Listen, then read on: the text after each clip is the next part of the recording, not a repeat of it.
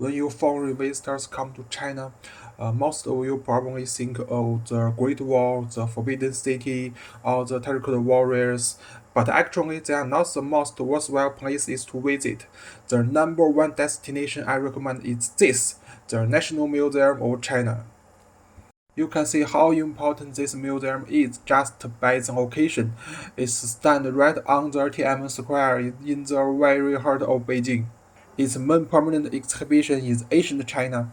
In this section, you will find some of the most valuable and iconic artifacts from every province of China, covering history from prehistoric times all the way up to about 100 years ago.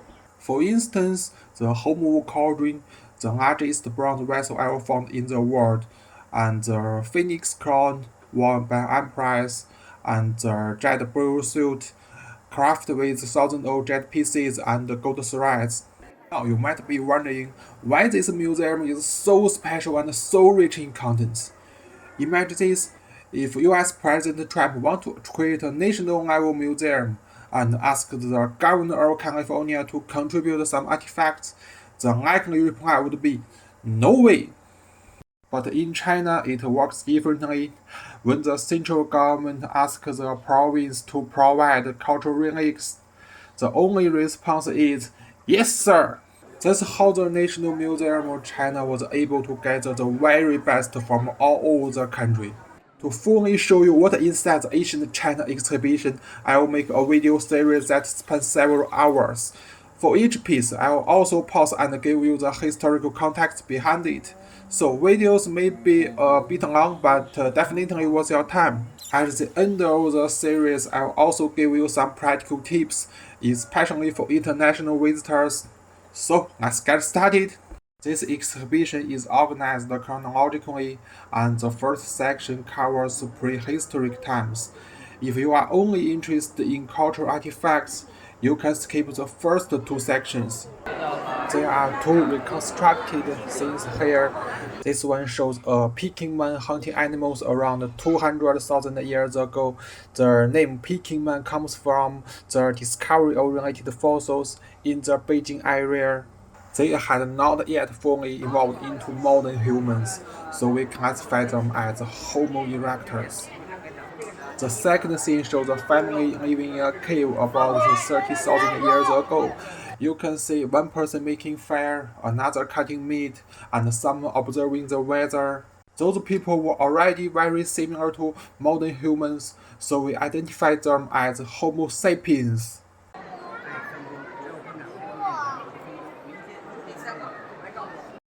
This section shows the life of Homo erectus during the Paleolithic period. Related archaeological sites have been discovered in many parts of China, as well as in Africa and India. However, according to scientific research, Homo erectus is not considered a direct ancestor of modern humans. Homo erectus had a relatively high level of intelligence, but was still far from being as smart as modern humans. These are two teeth from Yuanmou Man, the earliest Homo erectus remains found in China. Next are two skulls dating back around 1 million years. The following skull is a replica based on a systematic excavation at the Zhoukoudian Peking Man site, which is a World Cultural Heritage. Unfortunately, the original skull was taken by the Japanese army during the World War II and has been missing ever since. Many believe it was lost when a ship carrying it was sunk by the US Navy in 1945. This photo shows the cave where the skull was discovered. And here is a reconstructed statue of what Peking Man may have looked like, based on the skull. Moving on, this section displays the stone tools used by Homo erectus. This picture shows how those tools were made, mainly by striking and grinding. Those stone tools were unearthed at the Zhoukoudian Peking Man site. Label 1 shows the tools used for making other tools. The one on the left was placed underneath, while the round one on the right was used as a hammer to strike and shape the stone. Label 2 shows the resulting stone flakes. Label 3 are scrapers. Label 4 are awls. And label 5 are choppers. The next two items are also choppers, but they were not found at Zhou.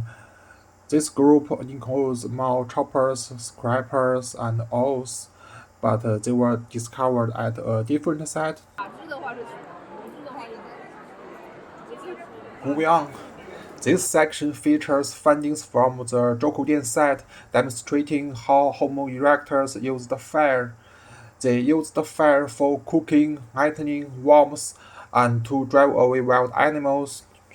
This is a thick accumulation of ash, indicating that early humans valued fire highly and preserved it by continuously adding fuel.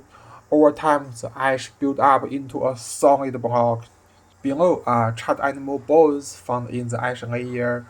Perhaps they throw bones into the fire to help maintain or intensify the flame.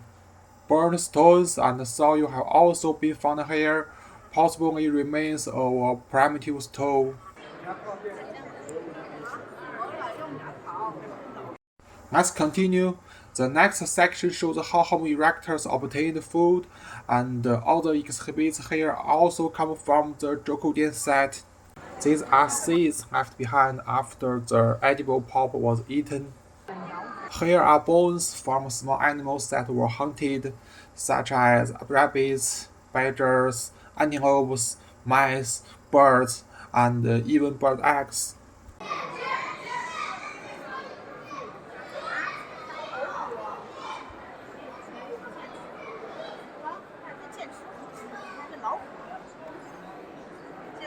Remarkably, some remains of large or even fierce animals were also found. Those include the skull and tooth of a saber-toothed tiger.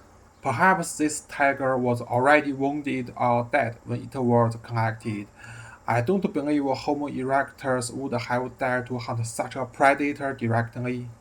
There are also bones from a larger deer. Of course, hunting such big animals would have required group cooperation.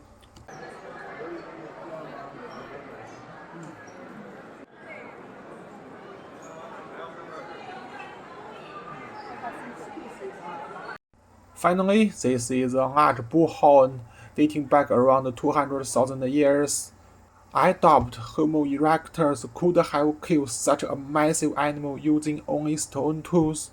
Most likely, they obtained the horn after the animal had died. Let's move on. This stage takes us to around 200,000 years ago. After hundreds of thousands of years of evolution, early humans had changed significantly.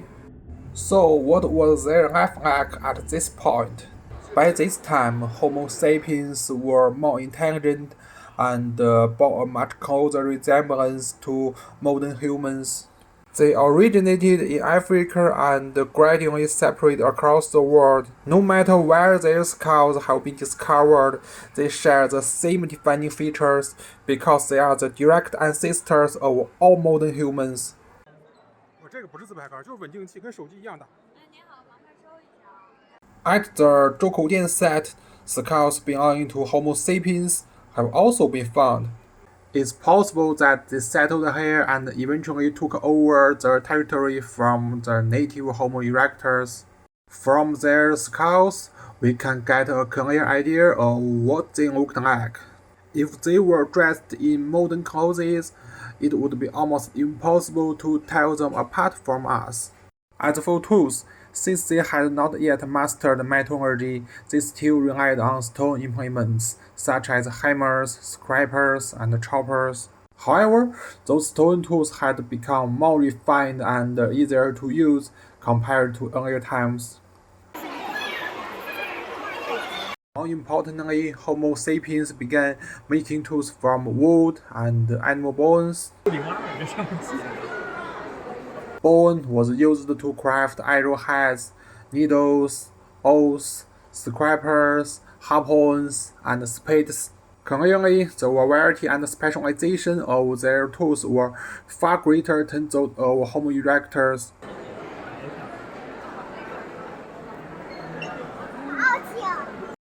During this period, traces of early human culture began to emerge, especially in the areas of burial practices and aesthetics.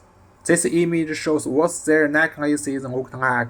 Animal teeth and shells were used to make necklaces after being drilled with holes. Hematite was used as a funerary object, likely placed in graves. The items in this photo were also found at the Zhoudian site. They may have been used both as personal ornaments and as burial goods. Moving on to the next period, the Neolithic Age.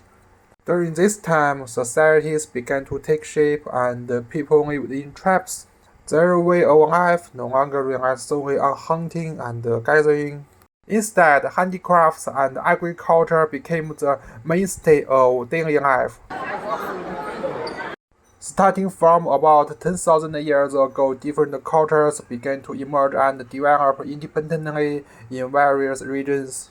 Some were highly sophisticated, while others remained relatively primitive. Some cultures eventually evolved into ancient Chinese civilization, whereas others were wiped out by disasters or wars. Some cultures branched into diverse lineages, while others were assimilated by more advanced societies. For your understanding, you only need to remember two key cultures, Yangshao and Dawenkou. They represent the formative period of Chinese civilization. This section shows their agricultural practices. Here you can see some rice grains adhere into a piece of pottery. This pottery bowl features a design depicting rice. There are also some leftover rice grains that were not fully consumed. The 6 tools on the right were used for farming. They made from wood, animal bone, and stone. Notice how their stone tools are well shaped and clearly designed for specific purpose. It's evident that people at that time had developed advanced techniques for making tools. The next section also focuses on agriculture. These 3 items are stone farming tools. This pottery jar was used to store vegetable seeds. The antler shown here was used as a pickaxe. This well-shaped object is not pottery but made of stone and was used for grinding grain.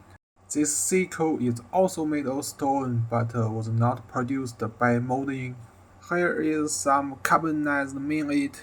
These 2 objects are knives, although they were not finely crafted.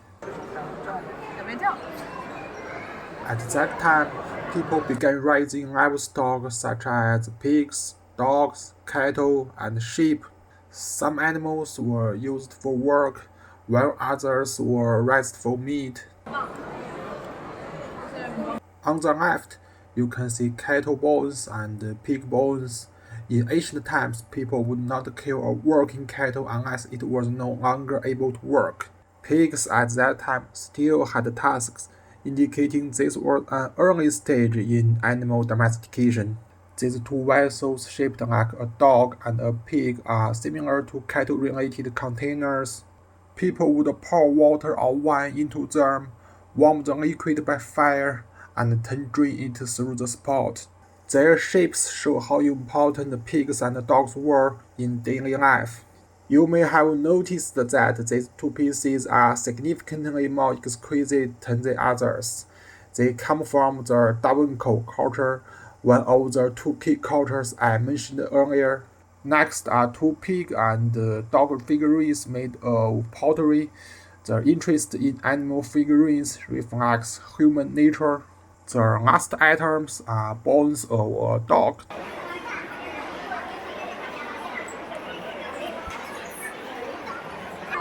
The next section is about pottery making. At first, people made pottery gradually by hand.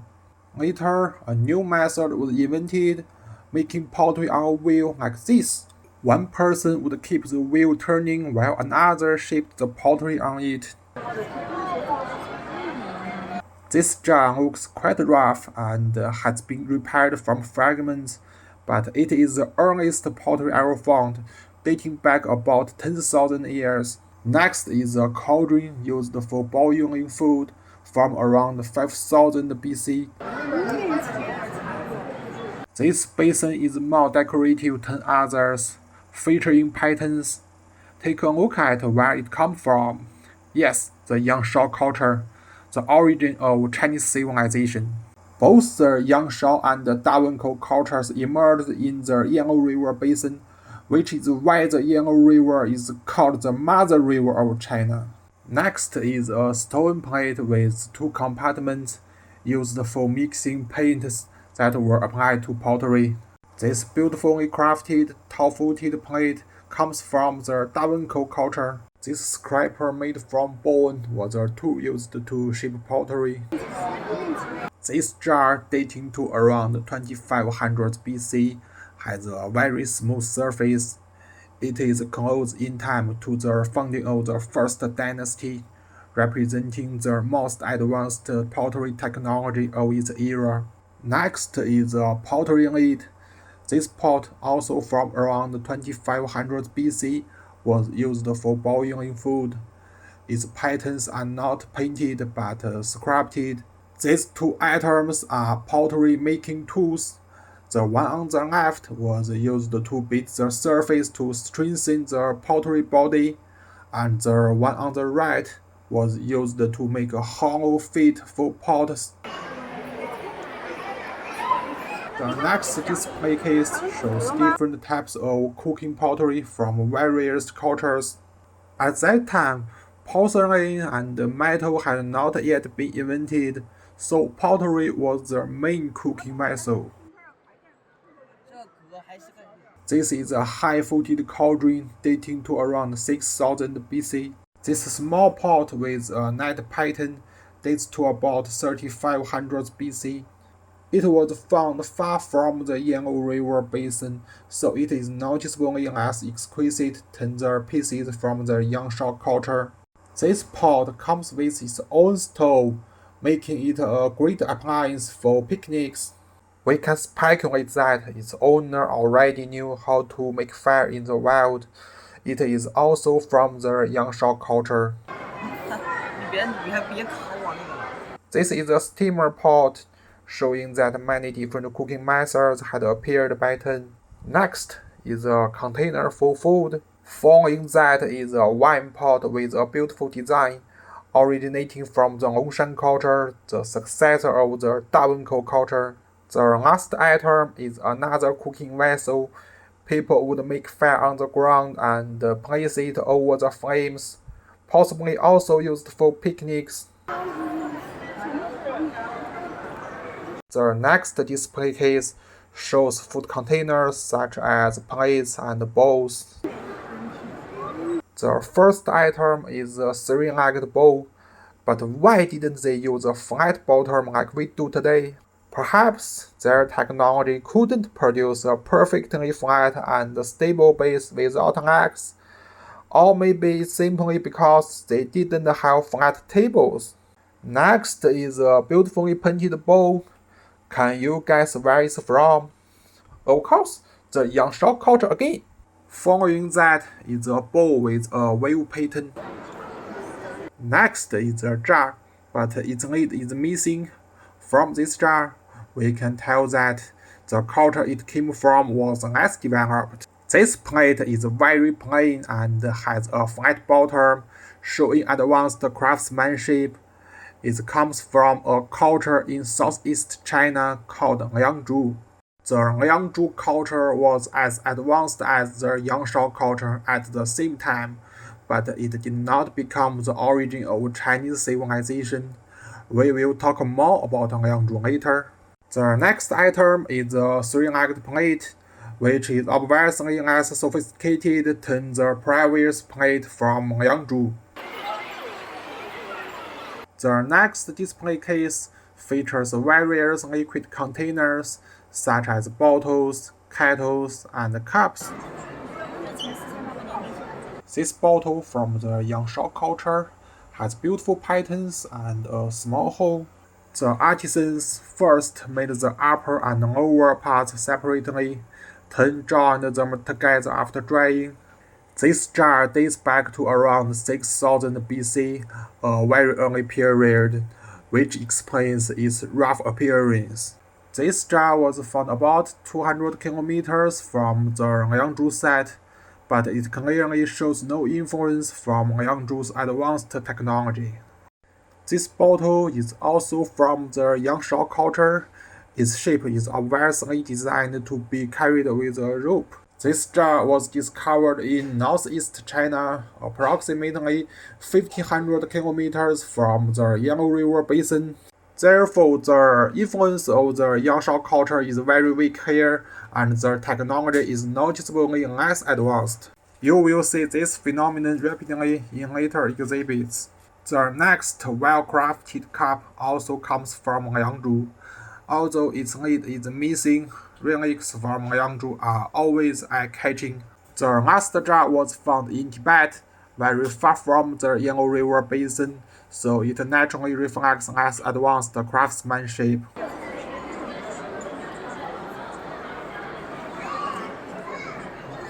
This separate display case showcases a very exquisite jar with swirl patterns, stylistically very similar to those of the Yangshao culture. This shows the great influence Yangshao had on the other regions.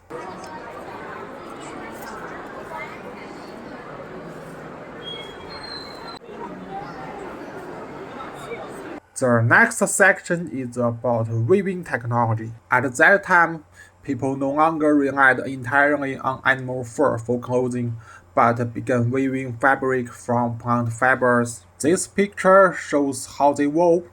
No machines, just some primitive tools. This is a fragment of a reed mat dating back to around 5000 BC. The bow on the left bears the imprint of a reed mat. The two objects on the right are parts of a simple machine used for making threads or cords, dating to about 4000 BC. Next are needles of different sizes, some for weaving reed mats, others for sewing clothes. Animal bones were naturally well suited for making needles. The item below is a wooden knife, not for cutting, but used to tighten mats or fabric. Above are several rollers used for winding fabric.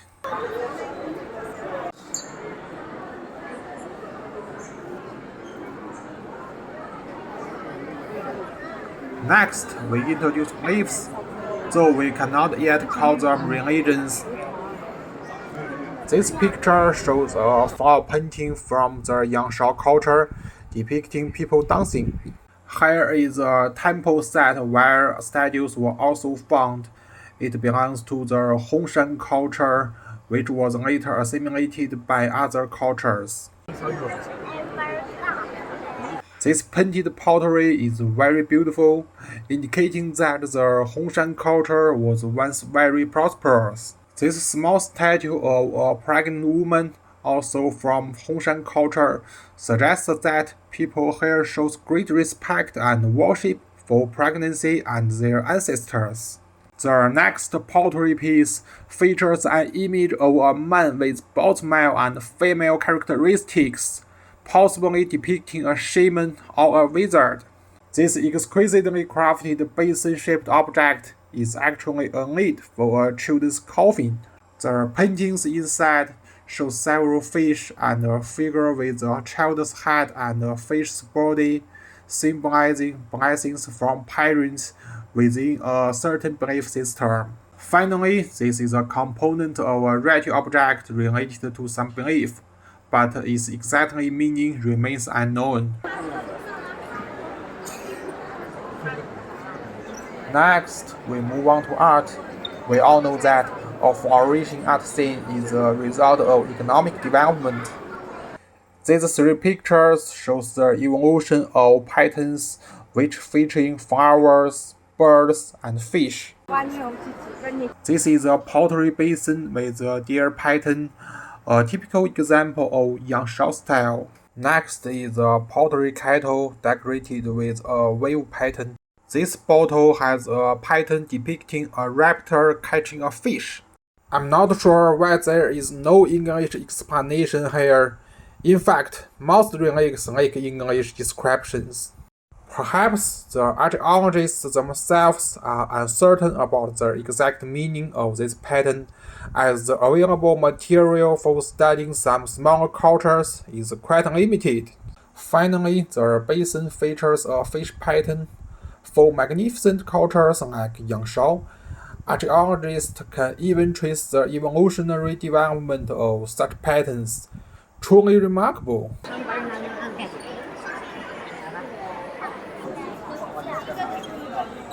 The next independent display showcases a Mao tomb dating back to around 4000 BC, also from the Yangshao culture. We can see that the tradition of elaborate burials in China began with the Yangshao culture and continued all the way up until recent decades.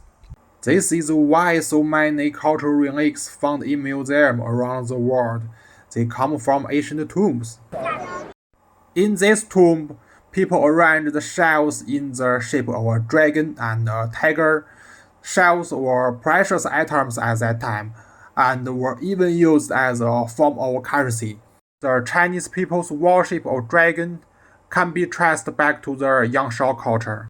From this exhibit, can you feel the great influence Yangshao culture has had on China?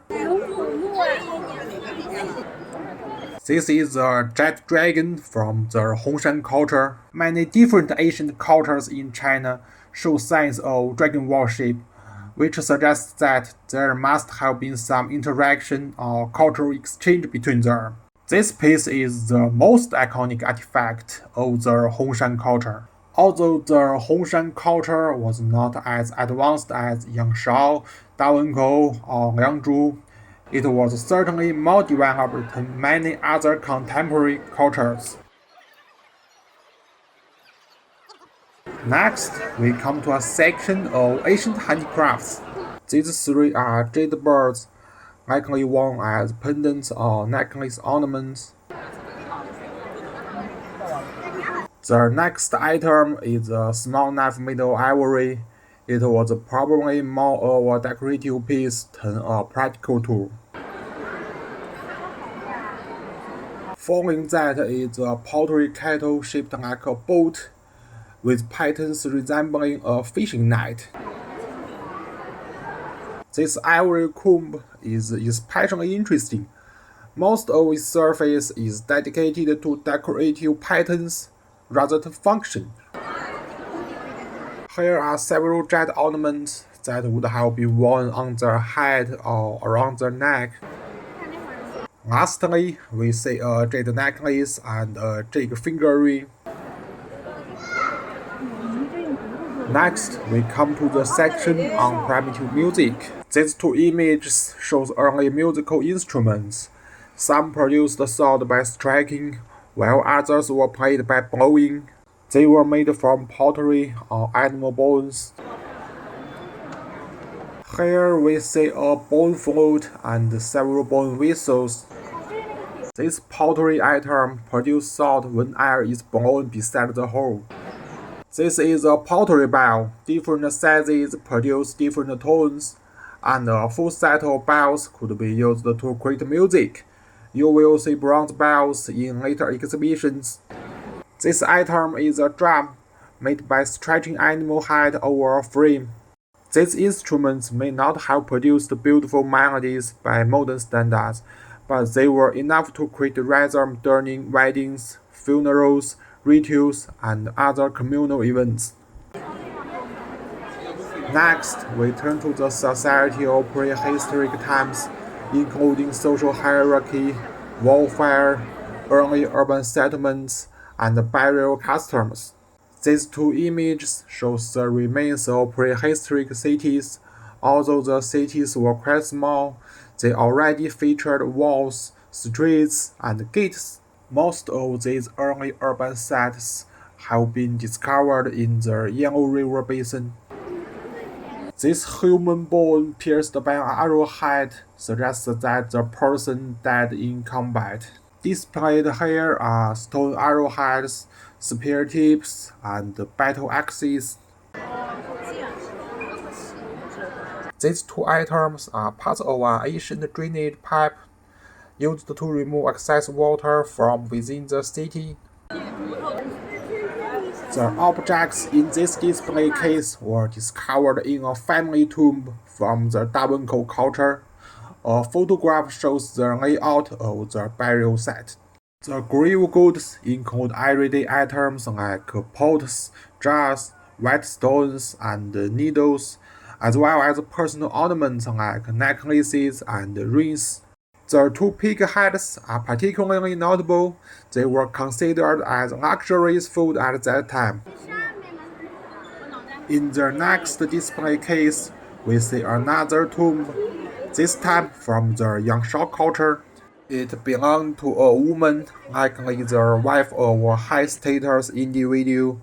A photo also shows the tomb's structure. Her grave goods include jewelry like necklaces and household vessels such as pots and bottles. These burial practices reflect that people shared the same tradition for thousands of years. People regard what comes after death as important as the life when they were alive. They buried items they cherished, needed, or used in daily life, allowing us to understand what their lives were like. You'll notice this same idea recurring in many of the relics displayed later in this exhibition. Next, we take a look at luxury items from prehistoric times. These objects were valued more for their appearance and symbolic meaning than for any practical use. This is a giant battle axe. A weapon like this, made from such a precious material, would not have belonged to a common soldier. It was likely owned by a tribal chief, serving as a symbol of power rather than a tool of war. This exquisite jet disc, known as a bee, has no functional use. It symbolized wealth, power, and social status. The same goes for the jet tube, an item unique to the Liangzhu culture. These four small jet pieces were used as ornaments attached to clothing or belts. This is a jet submarine. It remained popular among wealthy men even as recently as 100 years ago. This jade piece was used to tie and decorate the hair. Common people used wooden ones, while nobles and elites wore jade versions. In ancient China, it was taboo to cut one's hair or body hair. It persisted until the 17th century AD. These four photos show tombs of high-ranking individuals. They are noticeably larger and contain more valuable burial goods. Here are a stone blade and a jade battle axe, likely used not in battle but as symbols of command authority. This object is a pot stand, but its main purpose was aesthetic. These two steamed vessels, a cup and a plate, feature elegant designs. It tended more to demonstrate the owner's prestige than for practical use. These small bottles were likely too tiny to be useful. Their beauty was the real value.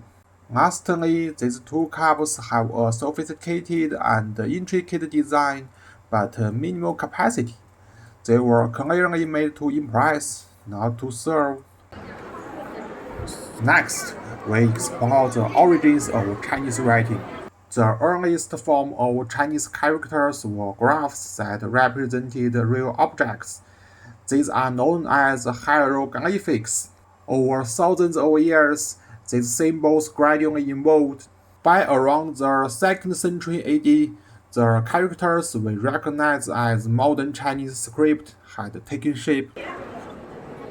These pottery shards from the Yangshao culture contain the earliest known examples of Chinese writing. This jar from the Dawenkou culture also bears early hieroglyphic symbols. Here you see two bronze knives, but they were not well shaped.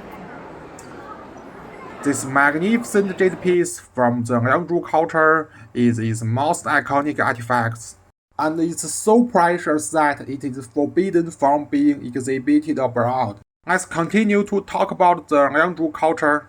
It was highly developed for its time, and ancient texts even record the existence of a powerful kingdom in the same region and period, possibly referring to the Liangzhu culture. However, around 4000 BC, climate change brought a series of natural disasters. While this did not completely wipe out the Liangzhu culture, it significantly weakened its influence and halted its advancement. As a result, Liangzhu missed the opportunity to become the core origin of Chinese civilization. Nevertheless, its agency endured in southeastern China, shaping regional traditions. In 2019, the archaeological ruins of Liangzhu City were officially inscribed as a World Cultural Heritage. This is a reconstructed model of a Yangshao tribe. It includes houses of various sizes, livestock pens, pottery kilns, and ceremonies located on the outskirts. People lived together for cooperation and protection, especially from wild animals. Their homes were built using earth, wood, and straw. And as of April 2025, the Yangshao cultural site, the cradle of Chinese civilization, is also applying for World Cultural Heritage. That wraps up our journey through prehistoric China. In the next episode, we'll explore the next chapter of Chinese history. Thanks for watching, and see you